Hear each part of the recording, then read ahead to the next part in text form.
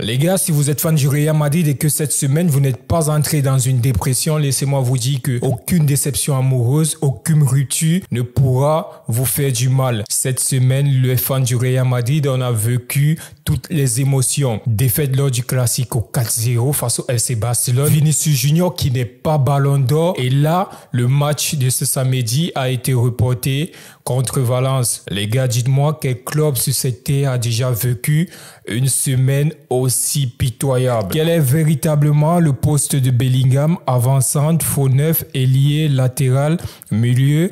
On s'y perd. Comme depuis l'arrivée de Jude Bellingham au Real Madrid, normalement de base, Jude Bellingham c'était un milieu relayeur.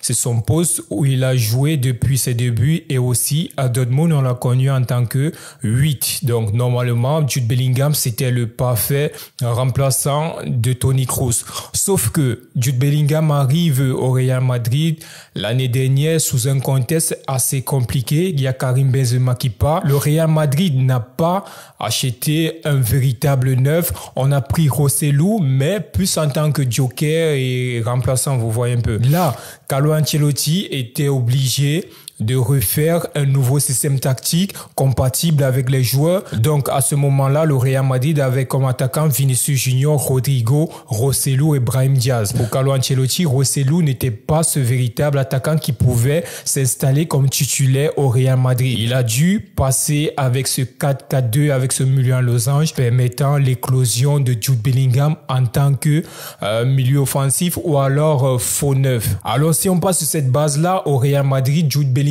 occupe le poste de faux neuf ou encore second avant-centre. Il joue quasiment derrière Kylian Mbappé et Vinicius Junior lorsque ceux-ci évoluent dans ce système tactique-là en 4-4-2 avec ce milieu en losange. On passe à la deuxième question. De nombreux supporters disent qu'Ancelotti mise tout sur les individualités, mais au fond, n'a-t-il toujours pas procédé ainsi? Les gars, soyons honnêtes, le Real Madrid a toujours survécu grâce à ses individualités. De 2002, avec l'ère des Galactiques jusqu'à aujourd'hui, c'est grâce à ces individualités que le Real Madrid s'offre des titres et aussi est au sommet du football européen. Les gars, on va prendre plusieurs étapes avec la première partie, les 2002 jusqu'en 2006, avec cette époque des Galactiques et tout.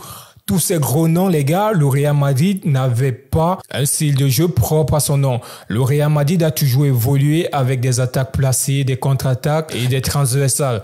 C'est comme ça que le Real Madrid joue depuis la nuit des temps. Et ensuite, en 2007, on a eu l'époque des Van Nistelrooy, des Higuaín qui arrivaient. Le Real Madrid, c'était quasiment pareil. Ensuite, l'ère de la BBC, Cristiano Ronaldo. Et aujourd'hui, avec cette nouvelle génération, Kylian Mbappé, Vinicius, Rodrigo, les gars, on se rend compte que le Real Madrid n'a pas un style de jeu propre à son nom. Par exemple, comme l'Ajax de 92 ou encore le Barça de 2009. Les gars, ces équipes-là, tu pouvais leur attribuer un style de jeu propre à leur nom. Mais au Real Madrid, c'est pas pareil. C'est pas pour autant que cette équipe ne joue pas du beau football. Mais aujourd'hui, on voit que grâce à l'absence, ou alors malheureusement, avec l'absence de Toni Kroos, Modric qui n'est plus en grande forme et ce pilier de ce milieu de terrain qui était Casemiro, parce que les gars, on simplifie beaucoup ce que Casemiro faisait au Real Madrid. Si tu enlèves Casemiro dans ce trio, les gars, le résultat n'est pas pareil. Ce qui faisait la force de ce Real Madrid-là, c'était le milieu de terrain et leur compatibilité. On a vu lorsque Casemiro est revenu de près de Porto en 2015,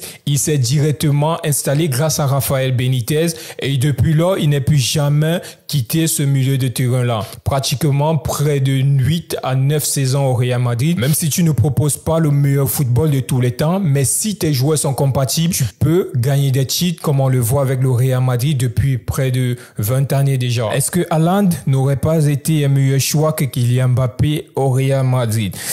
Ah, les gars, personne connaît. Là, en vrai, selon les derniers résultats, les gars, la majorité des supporters et des fans de football vont dire oui. Aujourd'hui, ce Real Madrid-là manquait plus d'un avant-centre que d'un ailier.